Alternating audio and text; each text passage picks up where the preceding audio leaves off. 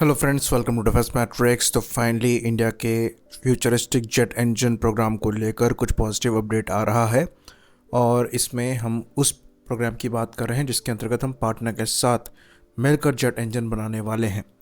तो इस joint venture को लेकर इस 15 अगस्त में सीसीएस के सामने ये प्रपोजल रखा जा सकता है और यहाँ पर ये चीज़ ऑलमोस्ट कंफर्म करके कही जा रही है कि ये कोलैबोरेशन साफरान के साथ ही होना है। तो ये एक्सपेक्ट किया जा रहा है कि इस बार 15 अगस्त से पहले अगर ये चीज़ क्लियर हो जाएगी तो जो लाल किले की स्पीच होती है उससे इस चीज़ को अनाउंस किया जा सकता है, क्योंकि पिछले साल इसके बारे में हमारे प्रधानमंत्री ने कहा था कि इंडिया अपने जेट इंजन्स को बनाएगा। तो शुरुआत में ये 120 किलो न्यूटन क्लास का जेट इंजन होगा और करीबन 9 प्रोटोटाइप्स इसके बनाए जाएंगे जिनको सर्टिफाई किया जाएगा और उसके बाद एक अप रेटेड वर्जन भी होगा जो कि 140 किलो न्यूटन का होगा, जिसको आगे चलकर जो और ज़्यादा पावरफुल एयरक्राफ्ट है उनमें लगाया जाएगा। तो यहाँ पर India 100% intellectual property rights hold करेगा, जिसमें क्रिटिकल टेक्नोलॉजीज़ भी इंक्लूडेड होंगी। तो ये जो आर्टिकल लिखा गया है हिंदुस्तान टाइम्स में, इसमें ये चीज़ तो मेंशन क्लियरली करी गई है कि इस इंजन को लेकर अनाउंसमेंट 15 अगस्त से पहले पहले आ सकती है, लेकिन कुछ इनएक्यूरेसीज़ भी हैं, जैसे कि M88 की स्पेसिफिकेशंस को यहाँ पर गलत बताया गया है। करीबन 88 किलो न्यूटन क्लास का जेट इंजन ये है, ऐसा यहाँ कहा गया है, जबकि ऐसा नहीं है। दूसरा, FCAS के इंजन को लेकर भी इंडिया को इनवाइट किया गया था, लेकिन इंडिया ने वो प्रोग्राम ज्वाइन नहीं किया। अगेन इसमें बहुत ज़्यादा सच्चाई नहीं है। तो इन इनएक्यूरेसीज़ की वजह से भी इस आर्टिकल को थोड़ा शक की नज़र से देखा जा रहा है और इस न्यूज़ में कितनी सच्चाई है इस पर सवाल उठ रहे हैं। तो साफरान के साथ मिलकर हम ये जेट इंजन बनाने वाले हैं, इसको लेकर पहले भी इंडिकेशन मिले हैं। इवन डायरेक्टली ये चीज़ हमारे रक्षा मंत्री ने भी कही है और हमारे डिफेंस सेक्रेटरी ने भी कही है।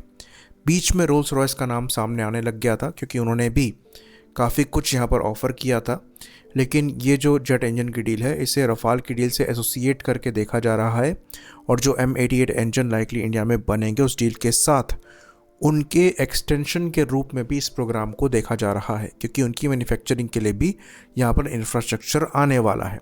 तो यहाँ कंप्लीट आईपी इंडिया के पास रहेगी, ऐसी न्यूज़ बताई जा रही है। यानी कि जो भी हमारा पार्टनर होगा उसे क्रिटिकल टेक्नोलॉजीज़ हमारे साथ शेयर करनी पड़ेगी और अभी के जो एक्सपीरियंसेस हैं उनको देखकर साफरान ये चीज़ करेगा, इस पर सवाल उठते हैं, क्योंकि जर्मनी के साथ उनका जो FCAS प्रोग्राम है वो इसीलिए आगे नहीं चल पाया था क्योंकि अपना work share France give up करने के लिए तैयार नहीं था। तो यहाँ पर अपना ब्रेड एंड बटर वो शेयर करेंगे, इसके कितने चांसेस हैं ये सवाल उठता है। ऑल तो इसके भी अच्छे खासे चांसेस एग्जिस्ट करते हैं कि FCAS प्रोग्राम को लेकर फ्रांस इंडिविजुअली ही आगे बढ़े और कोशिश करे कि इंडिया को वो ऑन बोर्ड ले पाए। इंडिविजुअली आगे बढ़ने का मतलब ये है कि जो क्रिटिकल टेक्नोलॉजीज़ हैं उसको लेकर उन्हें ही फंड करके इनको डेवलप करना है।